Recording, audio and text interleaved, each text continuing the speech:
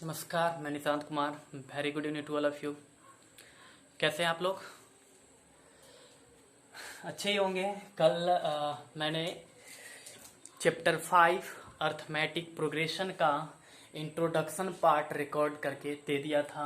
आज हम लोग उसी चैप्टर का एक्सरसाइज 5.1 को देखने वाले हैं। एक्सरसाइज 5.1 स्टार्ट करने से पहले हम आपको कुछ बात कहना चाहेंगे कि इसमें सबसे प्रथम क्वेश्चन जो है यहाँ पर जो मैंने लिख रखा है, क्वेश्चन नंबर 1, इसको देख करके आप लोग को डरना नहीं है, क्योंकि ये क्वेश्चन थोड़ा सा अलग प्रकार का है। इस प्रकार का क्वेश्चन आपको किसी भी एक्सरसाइज में मिलने वाला नहीं है। ये थोड़ा सा है, बस कुछ नहीं है, स्टेटमेंट में है। स्टेटमेंट यदि समझ गए तो बहुत ही इजी है। यदि स्टेटमेंट समझने में दिक्कत आई तो आपको दिक्कत हो सकता है। इसलिए हम शुरू में ही आपको कहेंगे, स्टार्टिंग में ही कहेंगे कि आप इस वीडियो को दोबारा प्ले करके जरूर देखेंगे। दोबारा प्ले करने से क्या होगा कि जो हम अभी इस चीज को बताएंगे वो आपको और भी बेहतरीन तरीके से समझ में आएगा। हम पहले बार बोल दिए हैं, अभी सेकेंड टाइम फिर से बोल देते हैं कि क्वेश्चन को देख के डरना नहीं है। एक ही ऐसा क्वेश्चन है, फर्स्ट नंबर ही एक ऐसा क्वेश्चन है जिसमें आपको इस प्रकार का प्रश्न मिला है। ऐसा प्रश्न आपको चैप्टर 5 में फिर कभी नहीं मिलने वाला है। इसलिए क्वेश्चन को देख करके डरना नहीं है, क्वेश्चन को समझना है। समझिएगा क्वेश्चन को, डरिएगा मत। हम लोग आज class 10th subject math exercise 5.1 question number 1 का 1, 2, 3 और 4 देखने वाले हैं।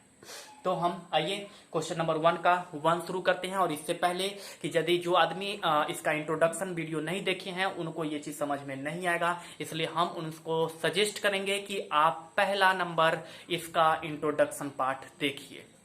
यदि आप इसका इंट्रोडक्शन पार्ट देख लेते हैं तब आपको ये चीज समझ में। जब तक आप इंट्रोडक्शन नहीं देखिएगा आपको पता कैसे चलेगा अनुक्रम क्या है, श्रेणी क्या है, समांतर श्रेणी क्या है, सार्व अंतर क्या है, कॉमन डिफरेंस क्या है। इसलिए पहले आप जाकर के इसका जो इंट्रोडक्शन पार्ट है उस इंट्रोडक्शन पार्ट को कंप्लीट कीजिए।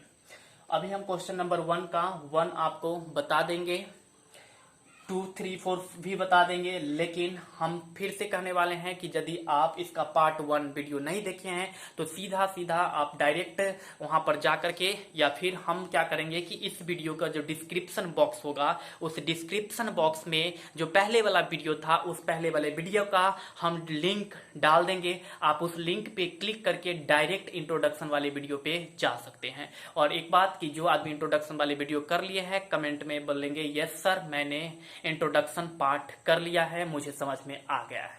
ये चीज आप कमेंट बॉक्स में सबसे पहले लिखेंगे। सेकेंड बात जो भी होगा वो हम पढ़ाने के साथ साथ करने वाले हैं। आइए देखिए। और दूसरी बात कि जो आदमी हमारे चैनल को सब्सक्राइब नहीं किए हैं वो चैनल को सब्सक्राइब कर लीजिए कि जैसे ही हम कोई भी वीडियो डालेंगे तो आप यदि सब्सक्राइब किए हुए रहेंगे तो आपके पास उसका नोटिफिकेशन चला जाएगा, अदरवाइज आपके पास नोटिफिकेशन नहीं जाएगा।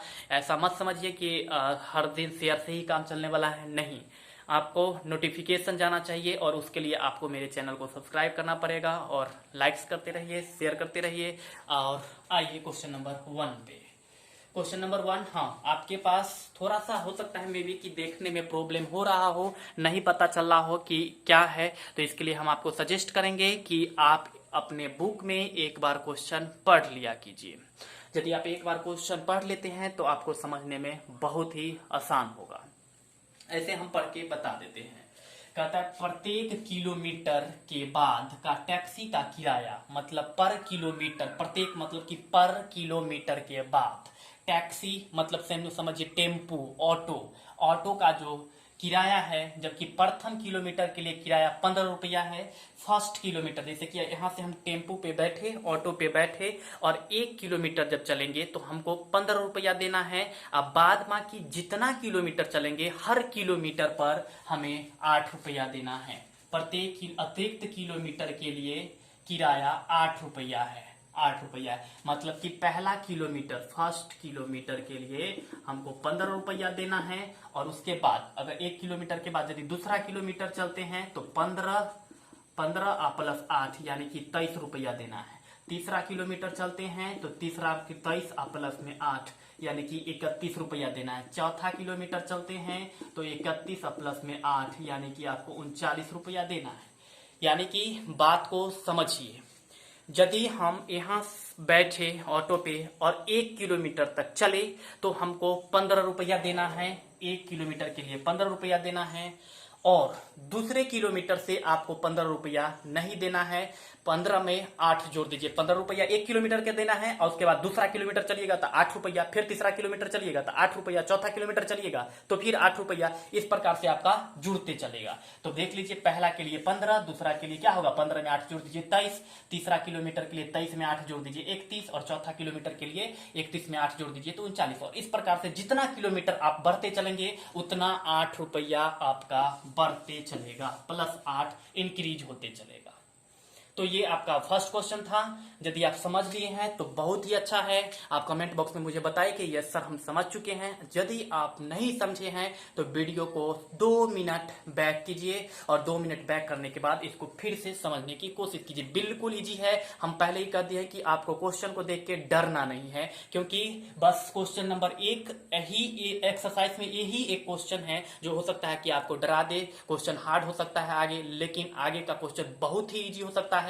यूं समझिए कि तीसरा चौथा वाला हम पढ़ाई पढ़ेंगे, बहुत ही इजी होने वाला है। बस इसके लिए थोड़ा सा माइंड मेकअप कर लीजिए कि हाँ इसको बनाना है, समझना है, डरना नहीं है। तो देख लीजिए, यहाँ पर हम 1 का सोल्यूशन में इस प्रकार से लिख सकते हैं। 1 का सोल्यूशन क्या लिखेंगे, माना कि क्या दिया है प्रथम किलोमीटर के लिए टैक्सी का किराया कितना दिया हुआ है। तो देख सकते हैं आप लोग, प्रथम किलोमीटर के लिए, फर्स्ट किलोमीटर के लिए बोल दीजिए, कमेंट बॉक्स में बता दीजिए मुझे प्रथम किलोमीटर के लिए कितना किलोमीटर दिया हुआ है। क्वेश्चन को समझना है तो कमेंट बॉक्स में लिखा कीजिए फर्स्ट किलोमीटर के लिए कितना उसको पे करना पड़ रहा है। तो 15 रुपया करना पड़ रहा है, 15 रुपया करना पड़ रहा है। तो दूसरे का और प्रत्येक अतिरिक्त किलोमीटर के लिए, प्रत्येक अतिरिक्त किलोमीटर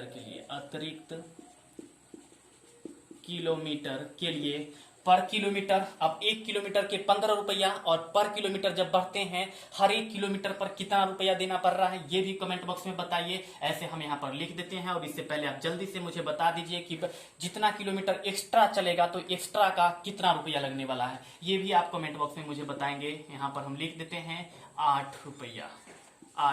1 किलोमीटर के लिए 15 रुपया, और दूसरे किलोमीटर जितना किलोमीटर चलेंगे हर किलोमीटर पर 8 रुपया जुड़ते जाएगा। तो आपका श्रेणी किस प्रकार से होगा, तो देख लीजिए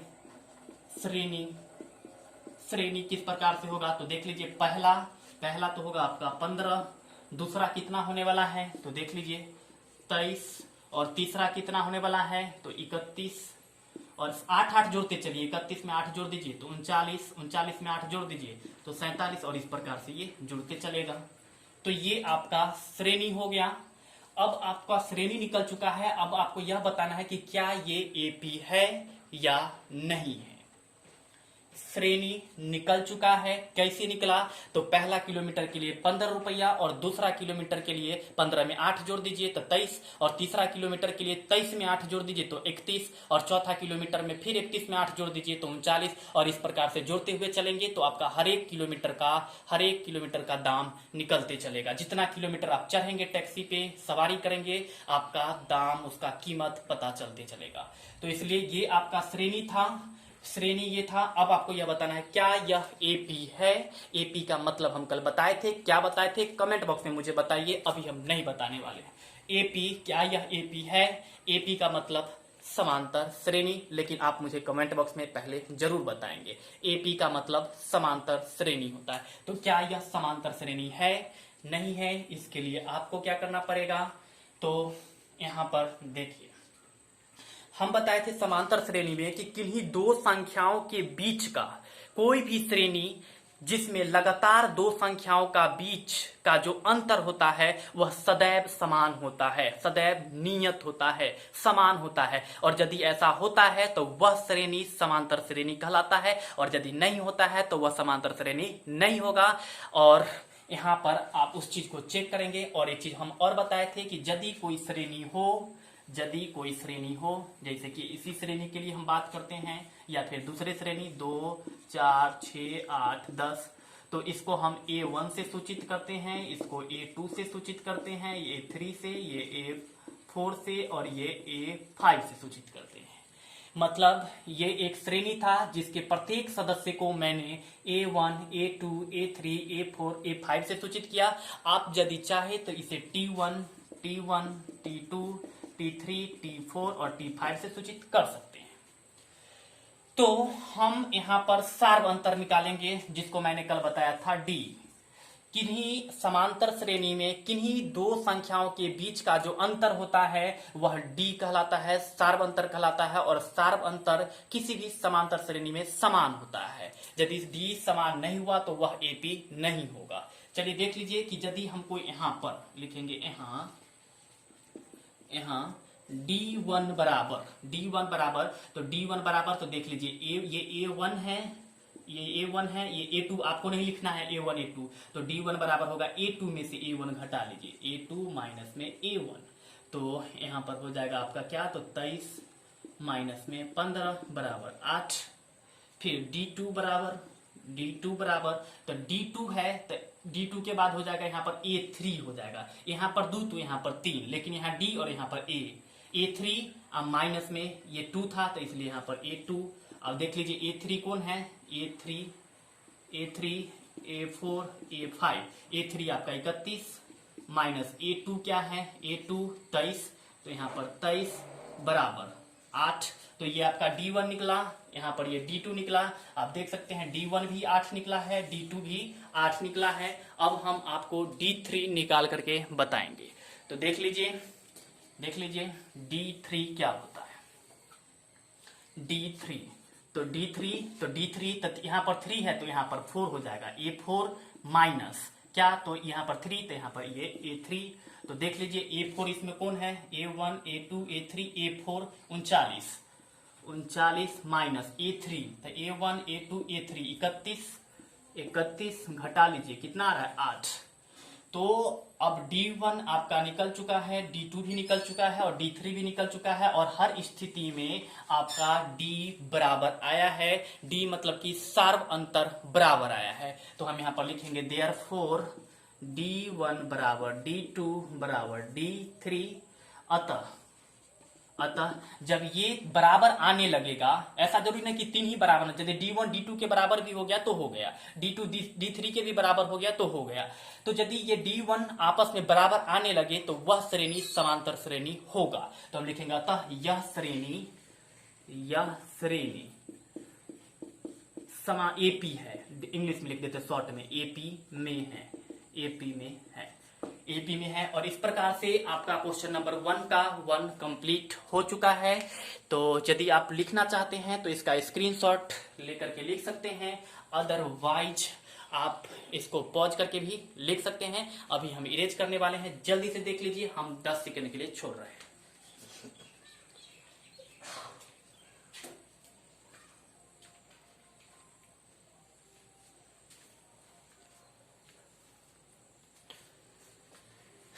चलिए अब हम लोग चलेंगे सेकेंड पे। और हाँ, कि जो स्टूडेंट इस वीडियो को देख रहे हैं, समझ रहे हैं, तो आप कमेंट बॉक्स में लिखना मत भूलिए कि यस सर समझ रहे हैं। आप कमेंट बॉक्स में मुझे बताइए। यदि आप बताते हैं तो हमको पता चलते रहता है कि कौन कौन स्टूडेंट पढ़ रहा है और किस किस को समझ में आ रहा है। तो आप लोग कमेंट बॉक्स में बोलते रहिए यस सर समझ रहे हैं, हम समझ पा रहे हैं, समझ रहे हैं। आइए क्वेश्चन नंबर 2, हम क्वेश्चन नंबर 2 के लिए फिर से बोलेंगे कि यदि आपके पास बुक है तो एक बार पढ़ लीजिए, क्योंकि हो सकता है कि ये लिखा हुआ आपको समझने में थोड़ा बहुत प्रॉब्लम हो। ऐसे होना नहीं चाहिए, but it may be possible that it can be happen. मतलब यह संभव है कि यह हो सकता है कि आपको समझ में ना आए। तो हम पढ़ के बता देते हैं, ऐसे आप एक बार बुक पढ़ लीजिएगा। किसी बेलन के बारे में हम ऑफलाइन क्लास में बता चुके थे, लेकिन हम फिर से बता देते हैं। बेलन मतलब बेलनाकार, सिलेंडर के आकार का होता है, सिलेंडर के आकार का, ये सिलेंडर के आकार का बेलन।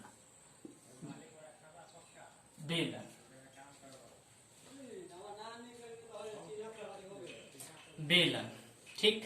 तो कहता है किसी बेलन में उपस्थित हवा की मात्रा, जो इसमें हवा की मात्रा है, हवा की मात्रा, उपस्थित हवा की मात्रा, जबकि वायु निकालने वाला पंप, मान लो कि एक पंप है जो यहाँ पर वायु निकालने का काम करता है, वायु निकालने का काम करता है। यहाँ पर एक पंप लगा हुआ है जो वायु निकालने का काम करेगा। निकालने का वाला पंप प्रत्येक बार, हर बार ये पंप जो है प्रत्येक बार बेलन के शेष हवा के 1/4 भाग बाहर निकाल देता है। जैसे इसमें जितना हवा है उसके 1/4 भाग बाहर निकालता है, समझो। प्रत्येक बार बेलन के शेष हवा के 1/4 भाग बाहर निकाल देता है।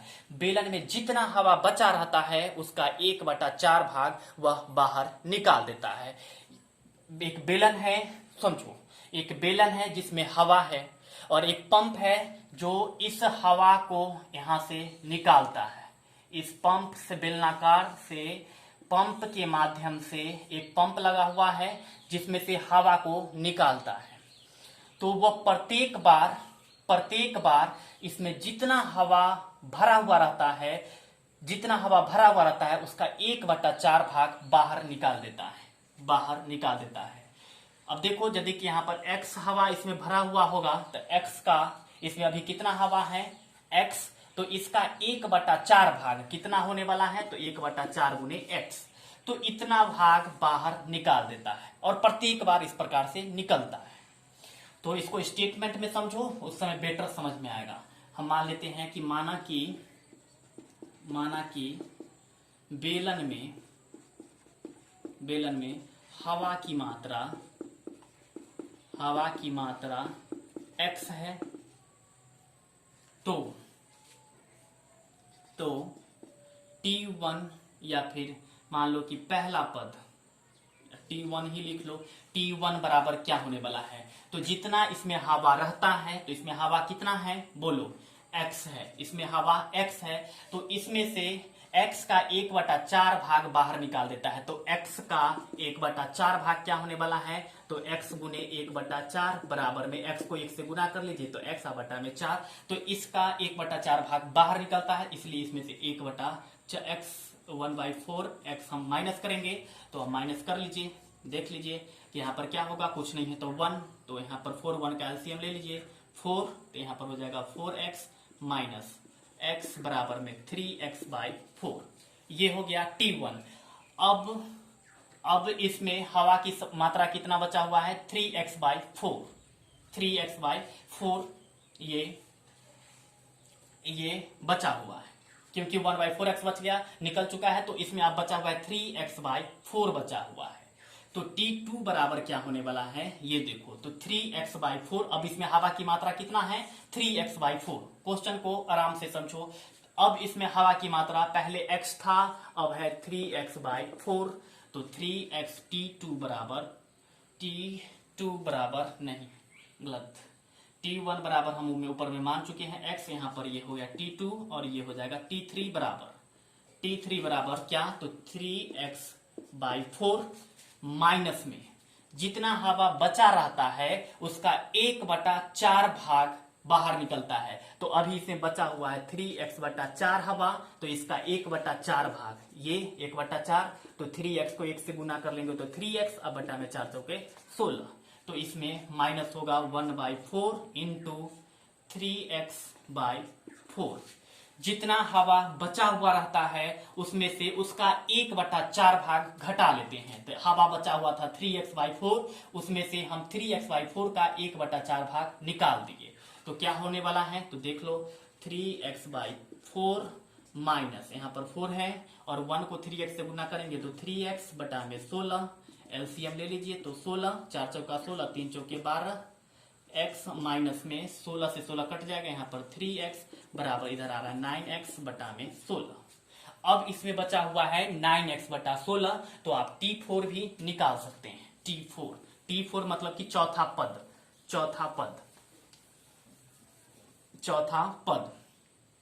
T4।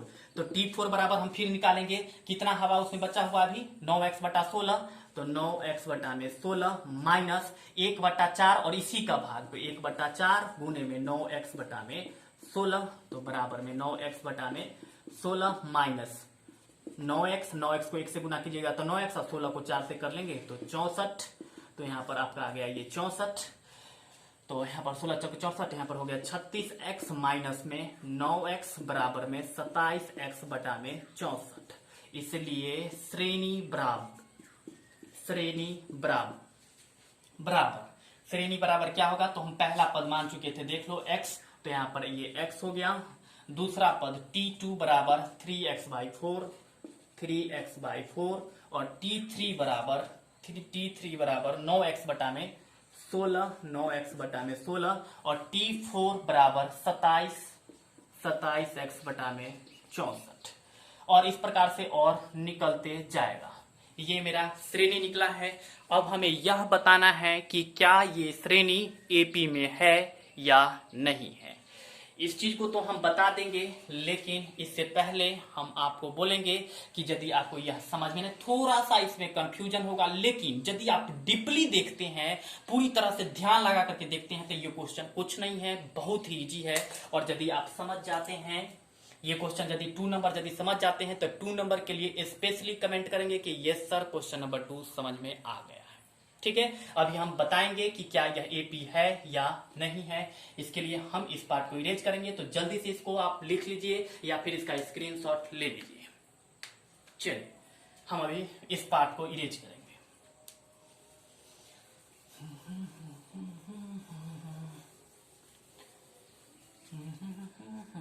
चलिए देखिए ये एपी है या नहीं है, तो आप यहां पर हम देख सकते हैं कि ये A1 है, ये A2 है, ये A3 है, ये A4 है। आपको ये नहीं लिखना है, ये हम आपको समझाने के लिए लिख रहे हैं। तो D1 बराबर होता है, D1 बराबर यहाँ पर 1 है तो यहाँ पर होगा, यहाँ पर 1 तो यहाँ पर 2, माइनस में A1 बराबर देख लीजिए क्या है, A2 3x/4 माइनस में क्या है A1 x है, तो घटा लीजिए तो 3x बटा में यहाँ पर कुछ नहीं है तो 1, यहाँ पर 4 हो गया, तो 3x माइनस में 4x बराबर -x/4। इसमें से आप घटाएंगे तो -x/4 होगा, आप घटा के देख सकते हैं। फिर D2 बराबर यहाँ पर 2 है तो यहाँ पर 3, A3 माइनस में A2, तो बराबर A3 क्या है 9x बटा में 16, तो 9x बटा में 16 माइनस में A3 क्या है, A2 क्या है, A2 3x/4, तो यहाँ पर हम लिख लेंगे 16, यहाँ पर हो जाएगा 9x माइनस 4 चौका 16, 3 चौक 12x, 9x में से 12x घटा लीजिए तो -3x बटा में 16। अब यदि दोनों बराबर आता तो हम D3 निकालते, लेकिन आप लोग देख सकते हैं क्या -x/4 और -3x/16 बराबर है, बिल्कुल बराबर नहीं है, तो हम यहाँ पर लिखेंगे। चलिए इसको हम अभी इरेज कर रहे हैं, यदि आप लिखना चाहते हैं तो इसका स्क्रीनशॉट ले लीजिए, अदरवाइज वीडियो को आप पॉज करके लिख सकते हैं। अब यहाँ पर आप पहले देख लीजिए कि ये D1 है और ये D2 है। D1 का वैल्यू -x/4 और D2 का वैल्यू -3x/16, तो क्या D1 D2 के बराबर है, ये आप बताएंगे कमेंट बॉक्स में। कमेंट बॉक्स में मुझे बताएंगे क्या D1 D2 के बराबर है, नहीं है, बिल्कुल नहीं है। लिखेंगे D1 is not equal to D2, और जब D1 बराबर नहीं होता है, D1 क्या, जब सार्व अंतर D जिसको इंग्लिश में कहते हैं D सार्व अंतर, कॉमन डिफरेंस जिसको इंग्लिश में कहते हैं, अगर वह बराबर नहीं होगा तो वह स्थिति समांतर श्रेणी में नहीं हो सकता है। तो हम लिखेंगे अतः यह श्रेणी कौन, जो हम पहले आपको लिख के दिए थे, यह श्रेणी एपी में, एपी मतलब होता है समांतर श्रेणी, अर्थमेटिक प्रोग्रेशन में नहीं है। हो गया आपका क्वेश्चन नंबर 1 का 2 कंप्लीट। तो यदि आपको समझ में नहीं आता है तो आप मुझे कमेंट बॉक्स में जरूर बताएंगे। आप जल्दी से इसको नोट कर लीजिए, हम क्वेश्चन नंबर 3 करने वाले हैं, जल्दी से इसको कर लीजिए।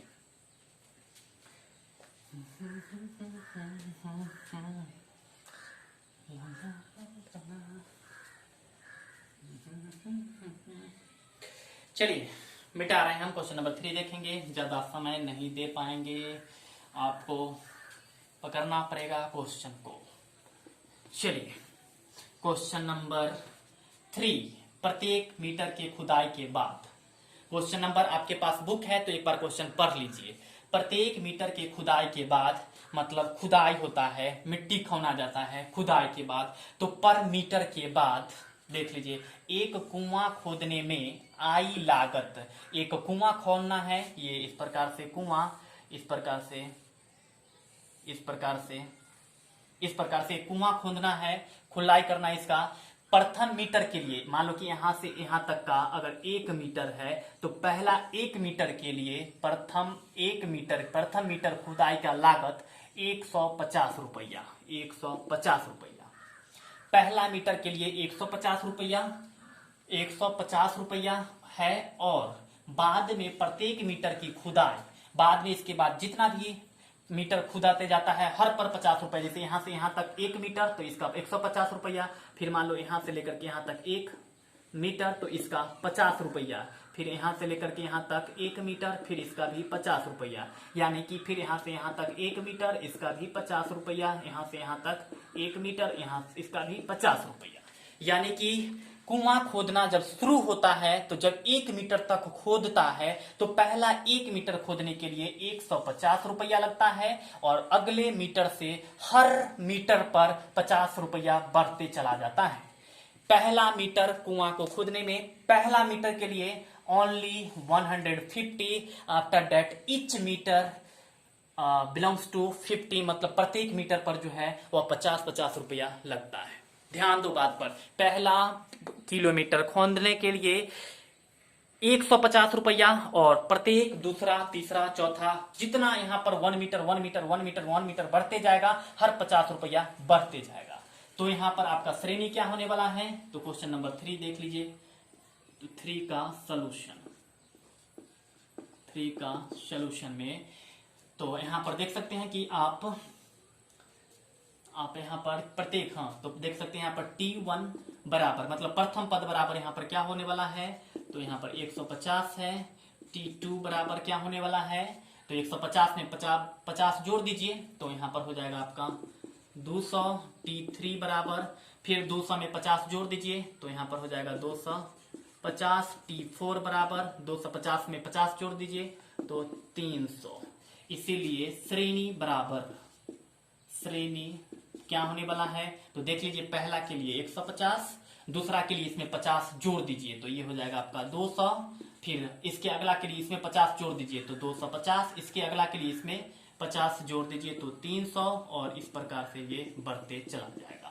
क्योंकि पहला किलोमीटर के लिए, पहला मीटर के लिए 1 मीटर खोदने के लिए 150, और उसके बाद जितना मीटर खोदते जाते हैं हर पर 50 रुपया बढ़ते जाता है, इसलिए 150, फिर 150 में 50 जोड़ दिए तो 200, 200 में 50 जोड़ दिए तो 250, 250 में 50 जोड़ दिए तो 300, और इस प्रकार से चलते रहेगा। तो अब आपको ये श्रेणी प्राप्त हो चुका है। अब आपको यहाँ पर बताना है कि क्या ये श्रेणी एपी में है या नहीं है। यदि एपी में है तो आपको लिख देना है कि ये एपी में है, नहीं है तो नहीं है। इसके लिए आपको क्या करना पड़ेगा, इसका सार्व अंतर निकालना पड़ेगा। आपको यदि यह पता लगाना है कि क्या ये एपी में है तो इसके लिए आपको सार्व अंतर निकालना पड़ेगा। सार्व अंतर किसको कहते हैं, तो डी को कहते हैं। डी को सार्व अंतर, कॉमन डिफरेंस कहा जाता है इंग्लिश में। तो इसके लिए आप यहां पर देख लीजिए, ये A1 हुआ, ये A2 आपको नहीं लिखना है, ये हुआ A3 और ये हुआ A4। हम क्वेश्चन को आसान बनाने के लिए ये सब लिखा करते हैं। इसका मतलब ये नहीं कि आप भी कॉपी में ये चीज को लिखा करेंगे, नहीं, कभी नहीं, गलत हो जाएगा। A1 A2 A3 A4 तो लिखेंगे यहाँ D1 बराबर, जब इधर 1 है तो यहाँ पर हो जाएगा A2, 1 रहता है तो 2, और माइनस में A1, 2 में से 1 घट जाएगा। तो देख लीजिए आपका A2 कितना है, 200, माइनस में 150, बराबर में इधर 50 आ रहा है।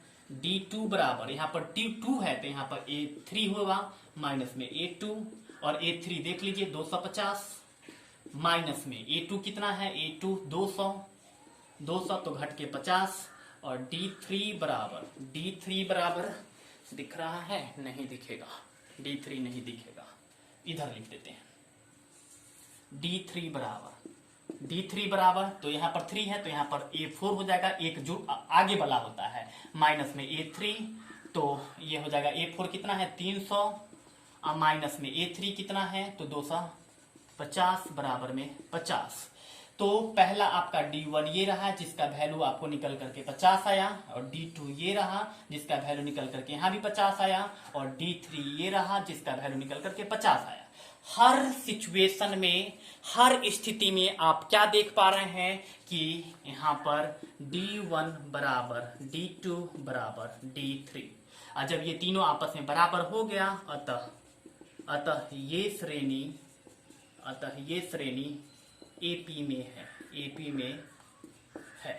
हो गया क्वेश्चन नंबर 1 का 3 भी कंप्लीट। बहुत इजी है, यदि आप इसको समझे, यदि समझ लिए तो बहुत आसान है, नहीं समझ में आया तो बहुत हार्ड है। इसलिए हम सजेस्ट करेंगे कि आप इस चीज को डीपली समझिए, और एक बार फिर से बोलेंगे कि ये क्वेश्चन देख करके आपको डरना नहीं है, क्योंकि ये एक्सरसाइज में बस यही एक इस प्रकार का क्वेश्चन है, बाद बाकी आपको इस प्रकार का क्वेश्चन नहीं मिलने वाला है। बहुत ही आसान होने वाला है, एकदम इजी क्वेश्चन मिलने वाला है, बहुत ही आसान चैप्टर है। तो इसको देख करके आप लोग डरिए नहीं, बस 3-4 क्वेश्चन है, उसको डीपली देखिए, डीपली समझिए।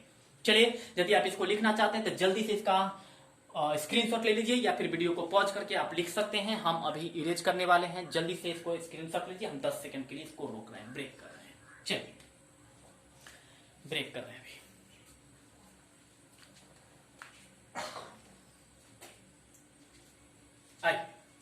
आइए, हाँ, वीडियो को लाइक्स करते रहिए, शेयर करते रहिए, शेयर करना मत भूलिए। चलिए, क्वेश्चन नंबर 1 का 4, क्वेश्चन नंबर 1 का 4 का सॉल्यूशन क्या होने वाला है। यदि आपके पास बुक है तो एक बार पढ़ लिया कीजिए। इसमें आप लोग जो 8th क्लास में पढ़े थे, 8th क्लास में उसका फॉर्मूला का उपयोग होने वाला है। ऑनेस्टली यदि आपको पता होगा तो कमेंट बॉक्स में बताएंगे कि ये सर मुझे ये फार्मूला पता था। यदि आपको नहीं पता तो ऑनेस्टली ईमानदारी से बताइएगा कि नहीं सर हम भूल चुके थे। और इसे हम यहाँ पर बता देते हैं। यहाँ पर आप देख सकते हैं कि खाते में प्रत्येक वर्ष का मिश्र धन जबकि 10,000 की राशि, यहाँ पर 10,000 की राशि मतलब मूलधन, प्रिंसिपल, इंग्लिश में मूलधन को प्रिंसिपल कहा जाता है, P। तो आपका P बराबर है 10,000 और R बराबर, R मतलब होता है दर, R